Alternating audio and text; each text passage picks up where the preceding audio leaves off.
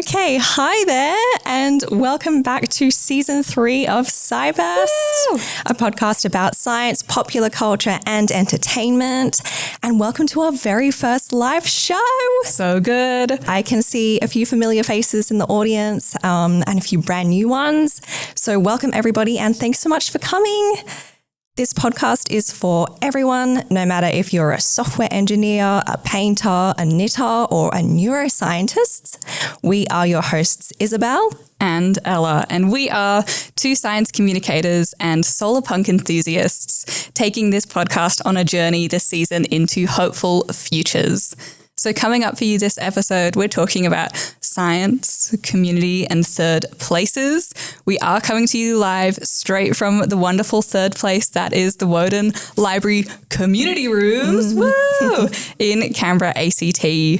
And at the time of recording this live show, we haven't released any of our season 3 episodes yet. So our lucky live audience in the crowd is getting a very special sneak peek, and we're so excited about that. And before we dive into it, it is really important that we acknowledge country and that this episode of Cyburst is being recorded on Ngunnawal and Ngambri country. So I'm going to do an acknowledgement in Ngunnawal language.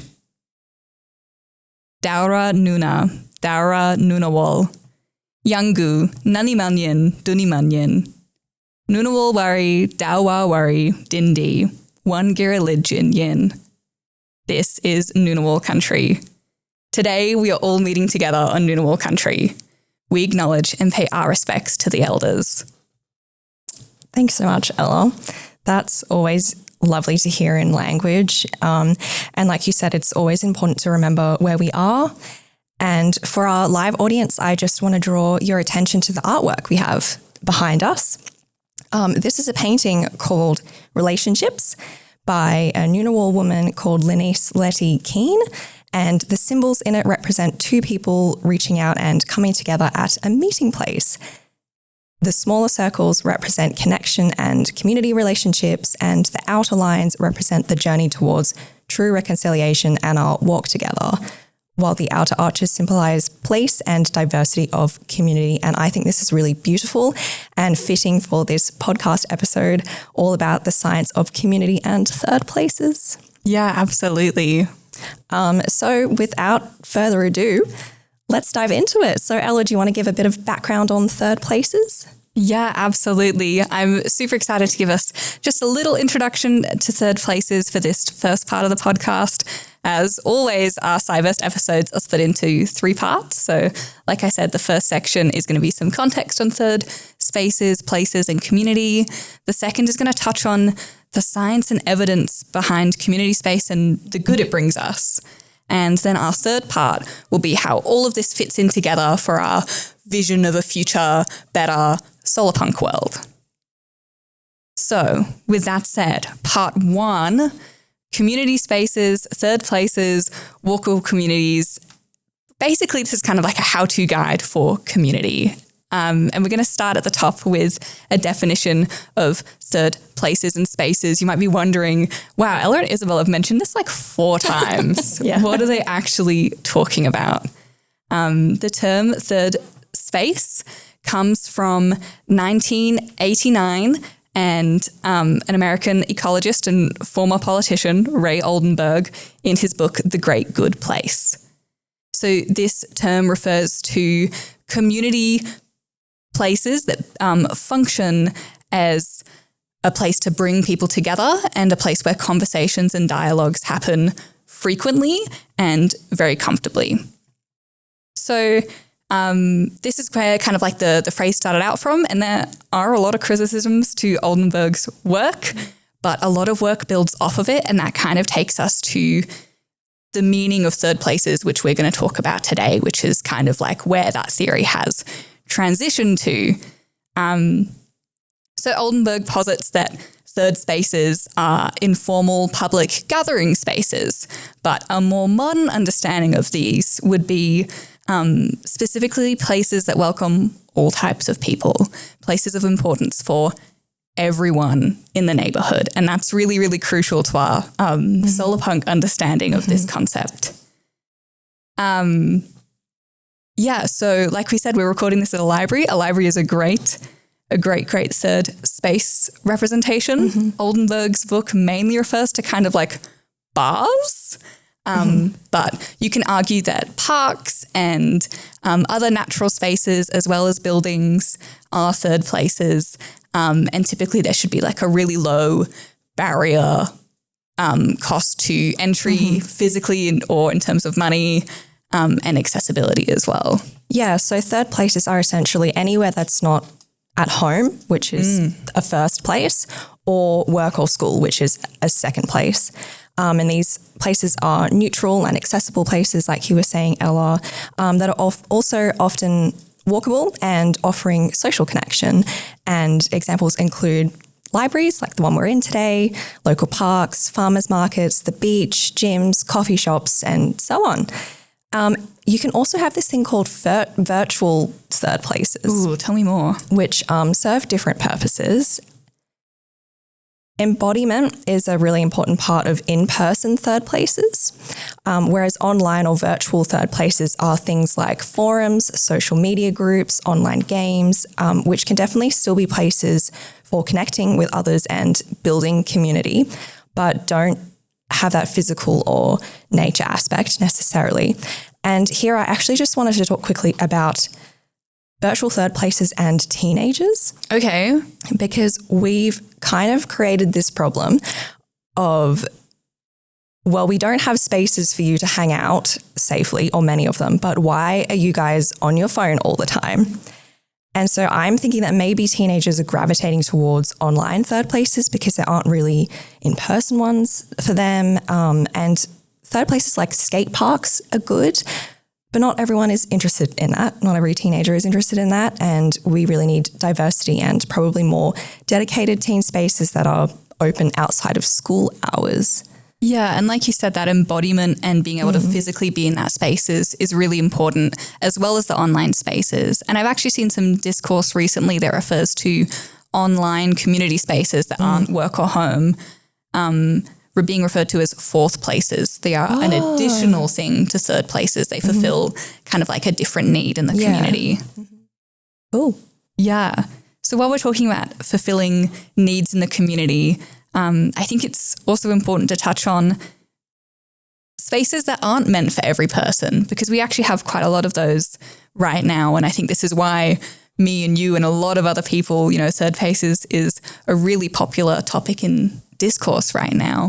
I think a lot of the reason why we're looking for better or more third places is because some spaces aren't designed for everyone. Some things that come to mind for me are hostile design structure. So public spaces that might have, extra armrests on public benches for anti-homelessness. You might see spikes or otherwise structures to prevent skateboarders. And we also see, infrastructure that isn't accessible to everybody, including stairs that prevent easy access for less able people, and also a lack of benches for resting spots. And that's just hostile design structure. There are also a bunch of other places that aren't for everyone. So commercial spaces can choose who they let in, and that's why not every commercial space is a third space. So things like gentlemen's clubs are obviously excluded or exclusive. Spaces that exclude people for the way they dress or appear don't really fall into this category of third places. Places with age restrictions, again, like we said, teenagers are an age that we kind of don't have a lot of space for, which is crazy because everyone is a teenager. At some point. Yeah. Not right now. Oh, I love the laugh. That's cool. I love recording live. This is great. And also I found out recently through researching for this podcast episode, actually, that some public parks don't allow entry to everyone or are closed at certain times. I think that's interesting. And another space or reason why people might not be allowed into spaces, things and reasons that would prevent these from being classified as third spaces, is recently we see a lot more new things popping up in terms of surveillance of spaces and who upkeeps those rules. So there are some interesting ideas that, we could do a whole podcast on unpacking who reinforces the rules of public spaces. But also I've seen in public spaces recently, sometimes entry is dependent on sharing information of being watched via camera, including CCTV. And even more recently, sometimes entering a public space, the condition of that is your biometrics being tracked. So I think there's a question of, is that actually a fair price to pay for entering a public space? Yeah. Because at that point, is it a safe third place anymore? Also, this is all sounding a little bit negative. I realize that, but I promise it's going to get more and more positive as we go on. Yeah. I think it's important to reflect, in this first part of the podcast on community spaces, why we feel the need to talk about it and why there should be more. Particularly because sometimes we might have third spaces, wonderful third spaces that can disappear. And a lot of dialogue and conversation in this space right now is about COVID-19 and how this, global pandemic actually took away quite a lot of third spaces. So this was a time where third spaces kind of really entered the public dialogue. Obviously it was a time, and I don't want to spend too much time here because, it's kind of not very nice to reflect on, but we all felt different to normal, maybe isolated, alienated, confused, and a whole host of other things.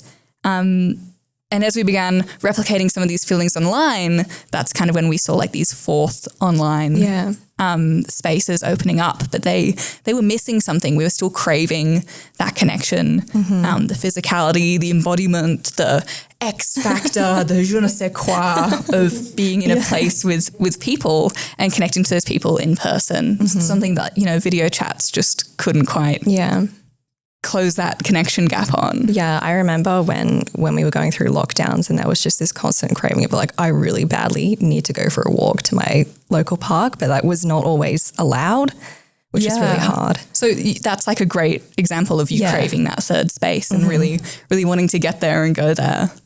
Yeah. And Oldenburg's later book, his 1999 kind of re-revision on this topic, actually comments on what is the cost of losing our third spaces. And this book kind of says that without these third community spaces, we lose the protective factors as resilience mechanisms that these offer us. So essentially he says that we lose the buffers this space provides us against stress, loneliness, inactivity, and even alienation. And in particular, there's a really cool academic article by Finley and other academics that the whole article is about the closure of third spaces. And it highlights that work from previous academics suggests that closing these spaces disproportionately impact certain demographics. And those demographics, unsurprisingly, are children, teenagers who we've mentioned, but also older adults, people who are chronically ill, and people who are socioeconomically marginalized. Which again, I think we did see through the COVID-19 pandemic. And for sure. Is a really good convincing reason, particularly I think for me, of why we need spaces for everyone. Yeah, definitely. Okay, so now we've got quite a comprehensive background on and all the negativity out the way. And we've got some definitions there that are going to be helpful for later on. We're going to move now to our second section of this episode, all about the science of community and third places. So the first sort of science aspect that I wanted to touch on is the sustainability aspect or the sustainability potential of third places. So third places can be walkable communities that foster sustainability. I saw a really interesting social media post, and I'll share it later on Instagram after this episode comes out. And it was exploring why people have a desire to go on cruises or to theme parks or back to their university campus years, or even just live closer to the local markets. And they were essentially exploring this idea of, is this because we as humans crave walkable communities and sustainability? And I think so. Is that what they concluded? Yes. Yeah? Yeah. Wow. And there was a really interesting dialogue going on in the comment section of that too. And if you think about third places, a lot of them are walkable communities. So for example, farmers markets, they allow people to enjoy walking between vendors and running into neighbours. Theme parks allow visitors to walk all day between attractions and food spots. And those ones are even designed to look like small towns or small cities. Yeah, you're so right. And university is a time when food, friends, and class are all in a short walking or biking distance from each other. And so all these aspects are really great for walkable communities, environmental sustainability, but also our health sustainability, I think, which I think Ella is going to talk a bit more about. Okay, I absolutely am. And I think it's so cool that when we think about our public spaces, we can also think about public health, because the two are actually more interrelated than you might think. So going back to that Finley academic article, there's a quote from that says, "Focusing on third places can advance multiple domains of health, geography, and public health, including upstream socio-geographic conditions that impose downstream barriers to health, neighborhood-level protective factors, and sources of resiliency, and the importance of place and context." Which is, beautiful and very succinct, but kind of hard to unpack when you just hear it once. Yeah. So basically these academics are arguing that there are so many benefits and carry-on effects of having access to community spaces that it almost impacts every single area of public health. And that what happens, in a park, or when you have access to a really great public space, that has so many flow-on effects that can impact every single area, which is so cool. And I think, immediately lots of the third spaces like outdoor gyms come to mind in terms of what those places can provide you. But even in terms of herd immunity, if you're someone who is unable to be vaccinated, having a community around you who's vaccinated, that is a benefit to your immune system. Yeah. So, interesting. It's really cool. Yeah, and it kind of leads me into another point that we did bring up a little earlier in part 1, but about how third places and community spaces are helping to address the pressing challenges we face in our communities. So even though third places are often overlooked, they actually represent essential sites to address society's pressing challenges, including isolation, including crime, including education, addiction, physical inactivity, malnutrition, and socio-political polarization. So kind of Finley, Jay, again, and these academics are arguing that anything that could be seen as a challenge to society, there is a third place that could benefit that challenge to society, or kind of work to address that challenge in society for, as listed, a whole bunch of different challenges, which is really cool and significant. And it makes me think of what I saw a lot in our communities, particularly, again, during the pandemic. But I saw that little libraries were really popular. Yeah. So kind of like that sharing of education, of physical items, particularly those that maybe wouldn't carry as much virus for as long, for little bits of brightness on your, allowed walks. So I think that's really interesting that they popped up a lot during COVID. Yeah. But I actually think now, not that we're necessarily out of the pandemic, but now I see a lot more free community food pantries popping up, which seems to kind of, be directly addressing a different challenge that we're significantly facing as a society right now, which is the cost of living crisis. Yeah. So even little tiny third spaces, such as something the size of a mini fridge, directly relate to what gaps we're feeling, and they're trying to address these challenges. Yeah, that's really cool. It seems like COVID is a really important case study here in terms of showing like the importance of third places and having that connection. Yeah, I'm really intrigued that that's where a lot of people kind of picked up this conversation about third places again, kind of like being isolated from everything reminded us about how important it is to stay connected, and people were thinking deeply and, you know, trying to solve these problems. Yeah, I don't know if you also saw that there was a bunch of like posts that came out where like the internet went down overseas. Was it in Spain? Yes. Was it in Spain? Yeah. And there was all these really interesting like social media posts about people like reconnecting with their neighborhoods and finding third places to go to and spend time at because they didn't have social media or like internet or or like people working unable to do their jobs because that relies a lot on electricity and kind of like digital connectedness kind of just abandoned their jobs, and everyone collectively decided, well, no work is happening today.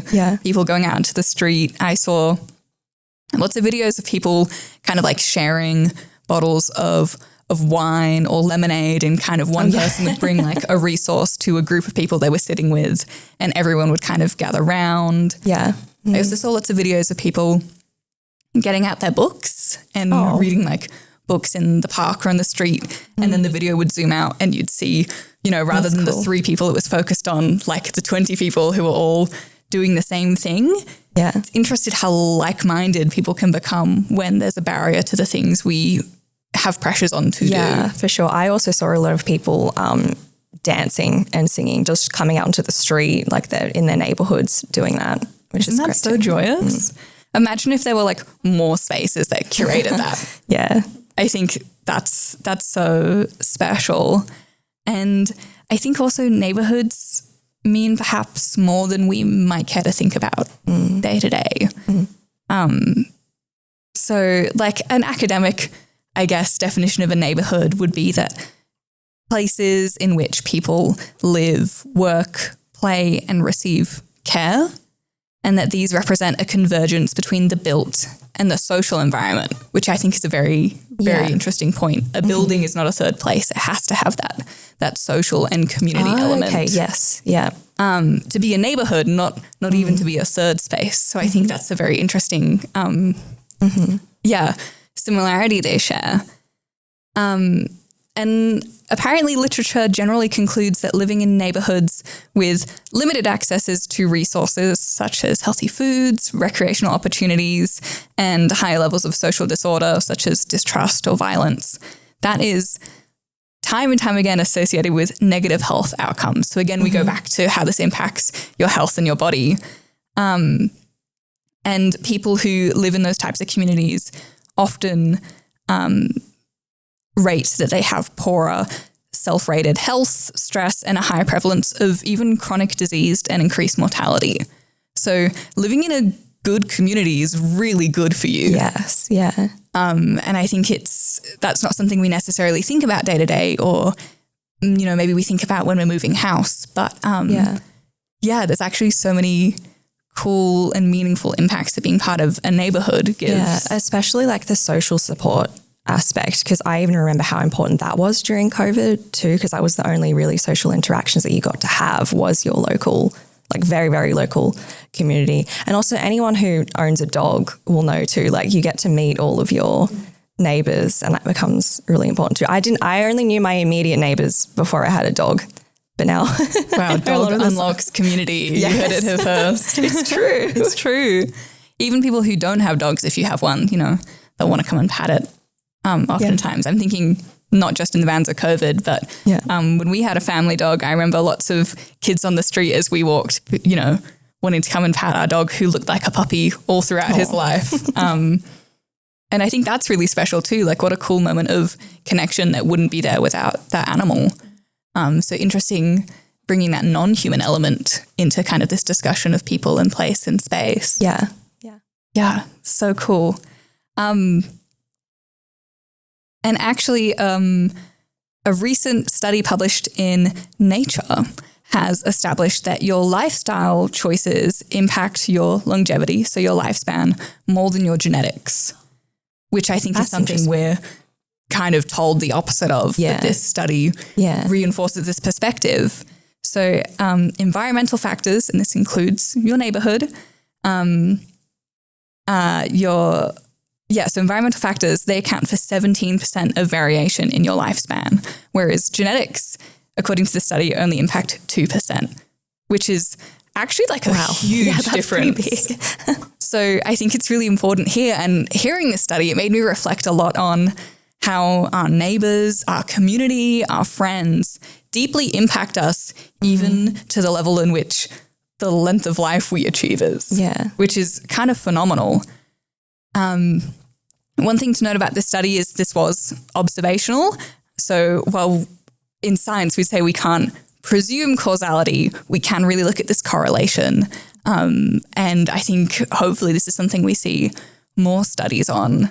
Yeah. And is maybe also something I'll touch on a little later, but I'll just leave that breadcrumb there. Yeah, for sure. And that's all really interesting because I came across separate studies that are kind of linked to this and neighborhoods and longevity. And they were on urban education and childhood development. So these studies found that third places help students create positive associations with school and academic responsibilities and achievement, and also help them build self-confidence in the longer term. And there's a blogger who was writing about these studies, and he gives a personal anecdote of this and talks about his own experience with the third place of the skate park as a kid, which I brought up earlier. So this is what he writes, quote, "Through skateboarding, I learned that if you aren't falling, you aren't learning. Becoming comfortable with falling down, getting back up, and asking for help allowed me to push myself and trust my abilities. The more confident I got with skating, the more confident I became as a person. This was especially helpful in making Common Core math problems less terrifying. Multiple studies have found that once a strong positive relationship is established between the student and school through third places, positive changes in regard to self-perception, confidence, and aspirations follow." So it's showing that like third places really help build resilience. And actually these studies found that once these positive associations form, academic benefits emerge too. So students who visit third places more regularly are less likely to drop out of school, have significantly higher scores in maths, reading and core classes, have regular homework completion, and are also more likely to enjoy solving complex problems in the longer term, which is a really big indicator of longer term success too. Yeah, I really love how kind of in your most recent example and the one that I just brought up, we know we're talking a lot about community, which is this really collective thing with collective benefits oftentimes. But it's interesting also that it does deeply impact the individual on the genetic and also academic and feeling good and happy and healthy about your life as well. So it's interesting that these spaces can kind of span that whole spectrum of the individual to small groups to big groups to what we nebulously refer to as community, which is kind of anything up to the whole population of the world. Yeah, it's like your audience thing, Ella, where it's like audience can mean so many different things as well. Yeah, absolutely. Wow. Yeah, okay. So switching now from third places and students and everything we've talked about so far, and to sort of bring this section together more a little bit. Okay, exciting. There's a lecturer from the University of Canberra, actually. Wow, that's local. I know. Great community representation. Wow, we are in a space and a place, and I'll tell you that right now. So this academic found a 75% increase in the use of accessible green spaces during the pandemic, which is what we were talking about a little bit earlier. And she says this shows how vital these spaces are as quote unquote community facilities. And it's really important that these spaces are spread out so that everyone can have access to those spaces where they live, especially as more people work from home and need more in-person community spaces. So like we sort of touched on, third places are really good for our mental health and well-being, particularly when a place like a share house or a workplace might feel a little bit chaotic or busy or crowded. And you want to go sit in a park or another local third place to eat lunch or read a book. And like we touched on a bit earlier before too, what happens if the internet goes down? Community and in-person third places become really important for connection, knowledge sharing, and to rebuild. And places like libraries, for example, like the one we're in today, are becoming community living rooms. Oh, I love that phrase. Yeah, that's really cool. It's a phrase I read in an ABC article recently, which I think we'll also link after this episode goes up. And libraries are really keeping people connected, particularly those from regional areas, which is what the article was discussing, and how they offer literature, internet access, knowledge access more generally, craft clubs, citizen science, storytelling, and more. And they do all of this for free too.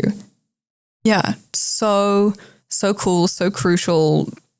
Pillars of the community. I think that's why we're so excited to be here and reinforce that.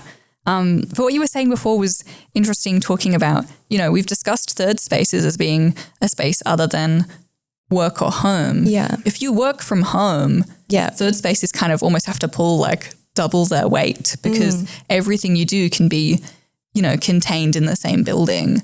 So getting outside of that building is really important. And some might even say that getting outside that building and touching grass is even more important.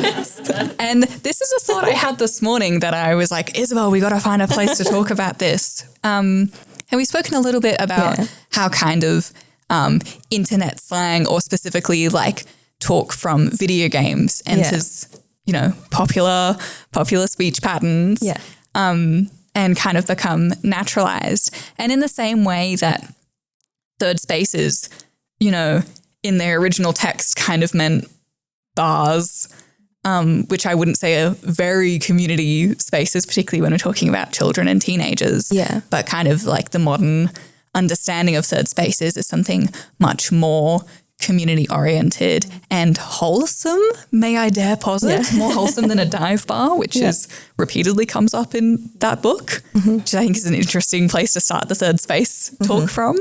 But I also think about the phrase touch grass, how kind of at first it was like a little bit derogatory. Yeah, it's a negative thing. Yeah. It was like get outside and touch grass. And I think that kind of happened. And then there was a pandemic and everyone was like, oh, I wish I could touch grass. And now I think it's still around, it's a little less popular, but I think a little more broad spread at the same time.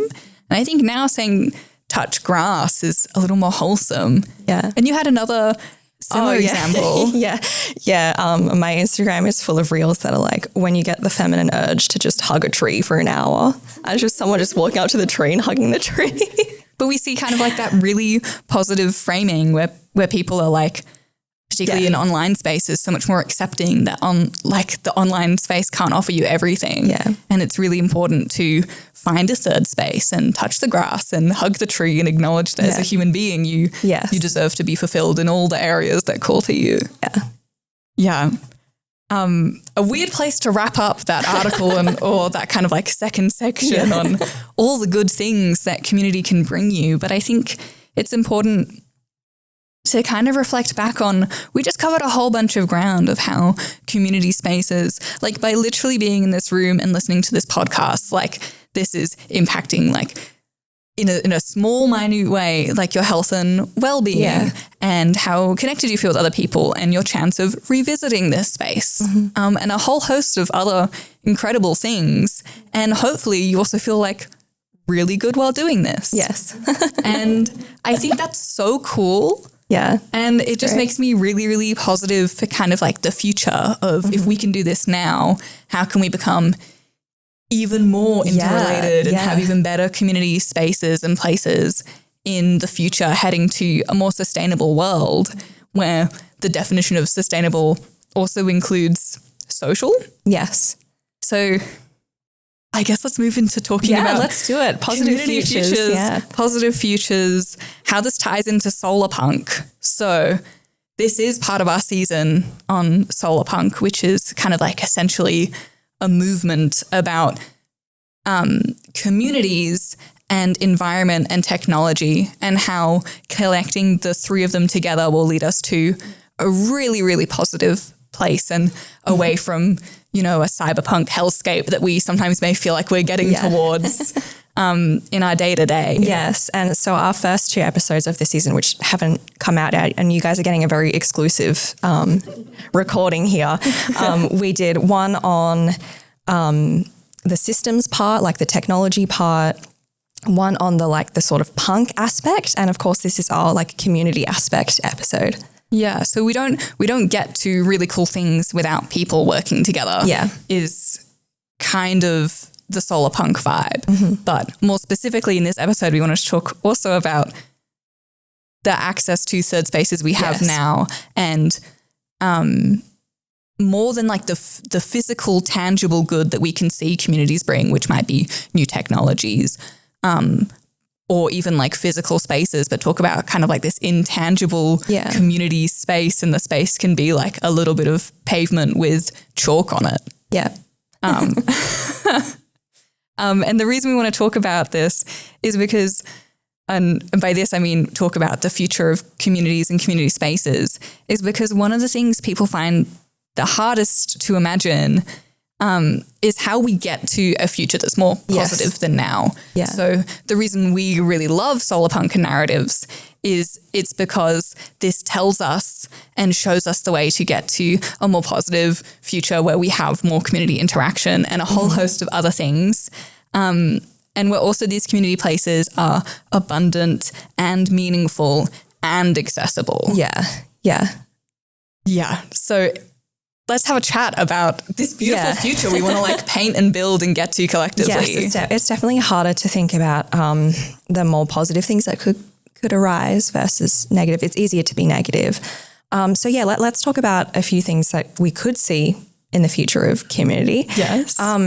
So the first thing I wanted to talk about is the fact that third places and walkable communities are great, but we also need to make sure that they are accessible. Yes, and absolutely. I think we will see more of this in our community futures for sure.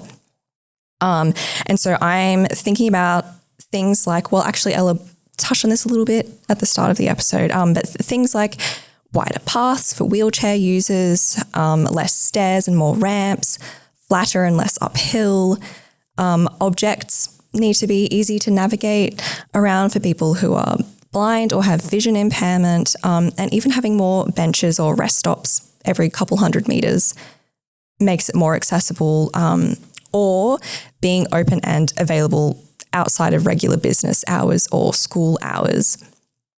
And we have to, in doing this, address both the physical infrastructure and also everyone's subjective experience of walkability and scheduling for it to be truly accessible. And instead of asking what's wrong with the community or with a person, we should be reframing to ask what's wrong with the facilities or the infrastructure.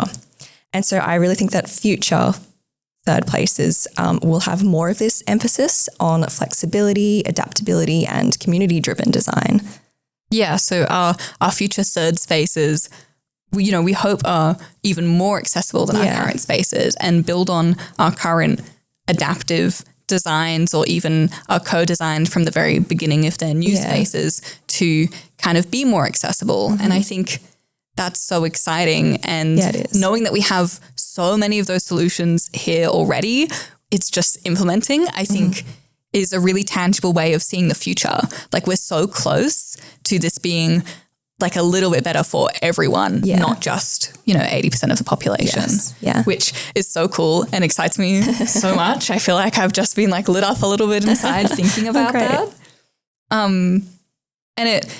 I also want to talk about like another barrier that I can see being cut down in the future, and making places, again, more accessible.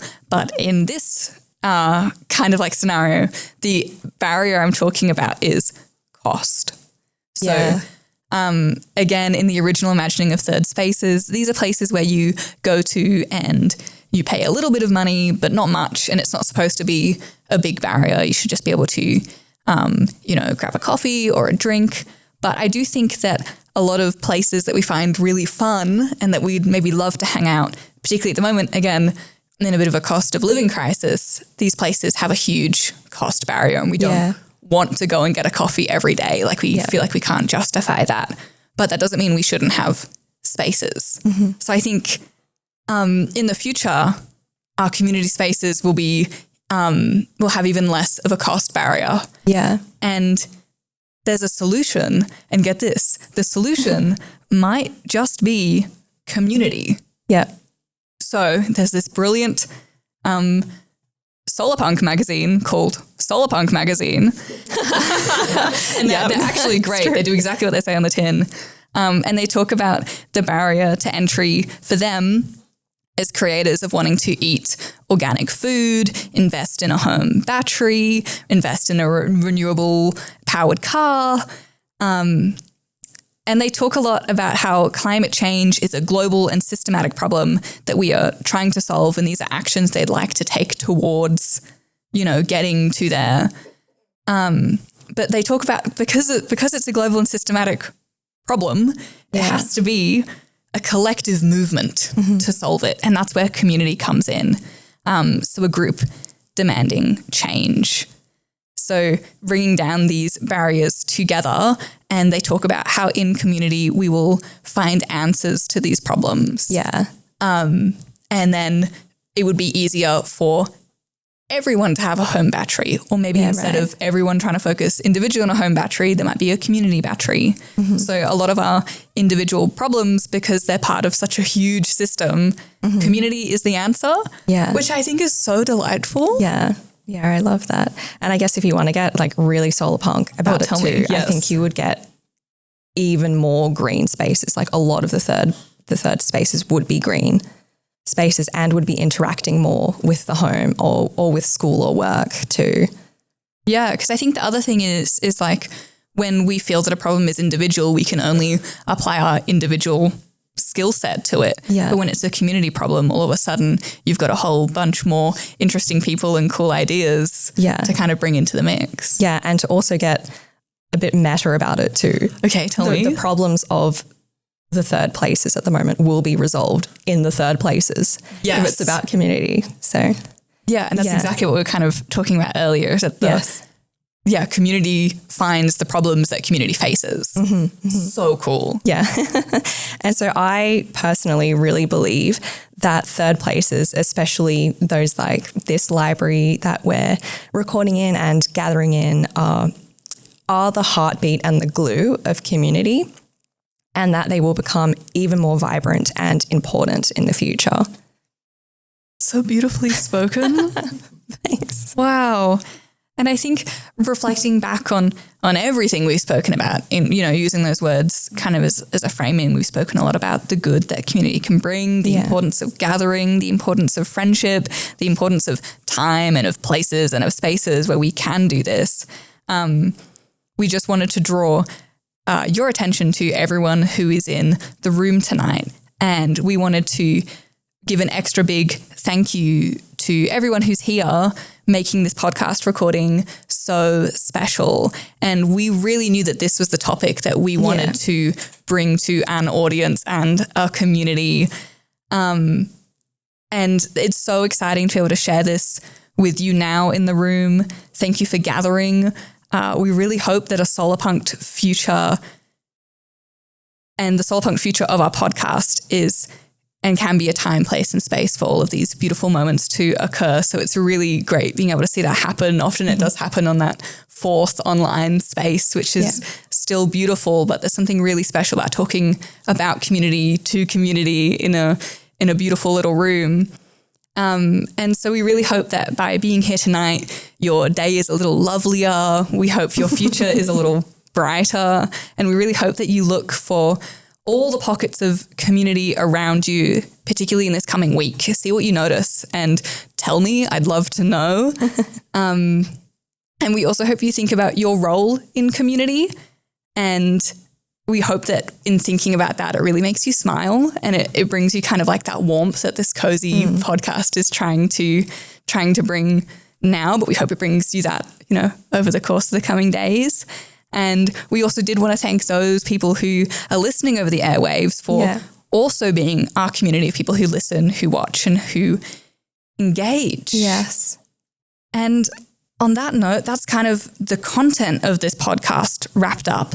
But we've delivered on our three things. But we like to end our podcast additionally on some good news and talk about some happy things going on in the world right now in a bit of a good news segment. Yes. So let's jump into that. Yeah, we do. So we're doing these good news bits this season because it's a season all about positivity and hopeful futures. So, and we always like to end on a positive anyway as well. So it's so great that our whole topic was positive anyway. And now we can just bring it to a cool little close here. Yes. The good news story I wanted to share today is very on theme and I'm very excited about it. And it is that friendships, specifically friendships, we touched a bit on community earlier, but friendships are shown in peer-reviewed articles to contribute to longer lifespans, whether throughout your whole life, but also specifically in old age. And that actually comes from a 2005 Australian study. So we're in the place in the space. Other studies show that having a strong social network reduces your stress, lowers the risk of disease, and increases longevity.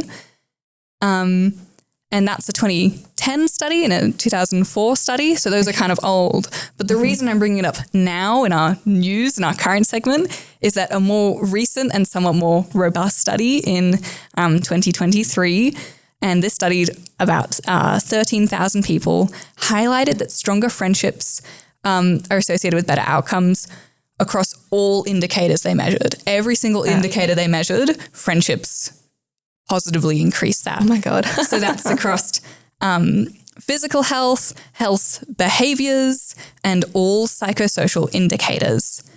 So friendship being associated with 7 out of 7 psychological well-being outcomes, and also with all decreasing all 5 out of 5 psychological distress outcomes, which I think is really cool. Yeah. And in even better news, this isn't only applicable to you if you have a friend group of 200 plus people who all come to your house every day, who you go on a walk with every 3 hours. That's a lot of people. The better news is that this is really achievable and your number of friendships doesn't have to be huge, just strong. So even 2 to 3 really good friendships brings you all of that goodness to your life and to your health.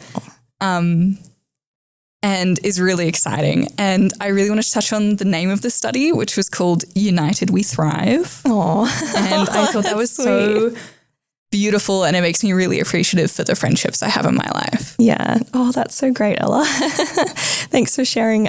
My good news bit is not really linked to this episode's theme. Slay. But it is a bit of happy climate news on coral reefs. And it's a lot more recent than the pieces you were talking about. So scientists working in the Caribbean have found that playing certain sounds from large underwater speakers could save damaged corals and bring whole coral reefs back to life. So we're looking at a coral reef like DJ set. Yes. Okay. Yeah. Love it. So they found that coral larvae, which are the free swimming early life stages of coral, were up to 7 times more likely to settle at a struggling reef where they played recordings of the snaps, grounds, grunts, and scratches that form the symphony of a healthy ecosystem underwater. That's a little different of soundscapes than I was expecting. But that's still really cool. I know, the plot twist. What did you say? Snaps, grounds, grunts, and scratches. Yep, those are the phrases that they use in the study. Yep. And also, depending on how long you leave the speaker out for, this might also attract not just coral larvae, but fish back to the reef. So even more life. Yeah. That's really cool. Pretty cool. And it's a very simple solution for something that could have a really big positive impact on coral reefs and on our oceans, which is why I wanted to include it in this episode. Oh, well, I love that. And it's always really good to hear positive climate news that is current and, showing us that the better future like today. Yes. So that's really, really cool. And I think a great way to wrap up that news section. Yes. And something that we do at the end of all of our episodes is to leave some questions for our audience.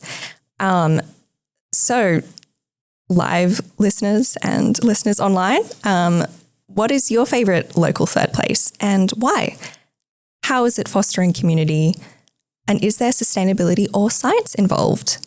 And for those of you in the room, feel free to let us know in 2 minutes when we wrap up recording. Yes. But for those of you online, let us know on our socials. We're at sci_burst on everything, or you can email us as well.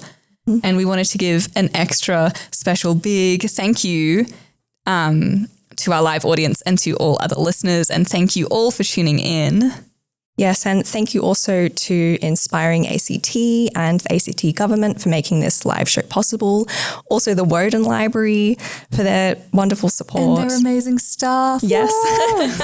And finally to YWCA Canberra for their sponsorship of our amazing live podcast equipment. The first time we're using it, so exciting. Yes. So wrapping up, we wanted to say to everyone, stay nerdy. And we will see you in our next episode. Yes, we will. Yeah, let's leave that on.